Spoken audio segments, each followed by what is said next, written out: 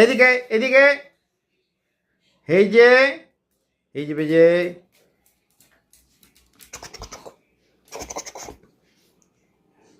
এদিকে।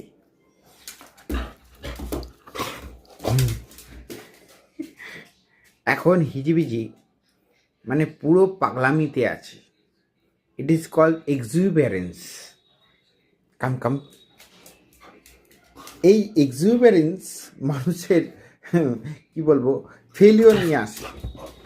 ও পশু, ওর failure success কিছু যায় আসে না। এখন তারা করেছে বিড়ালটাকে, আয় আয় আয় আয় হিজে বেজে অ্যাটাক করো না ওকে।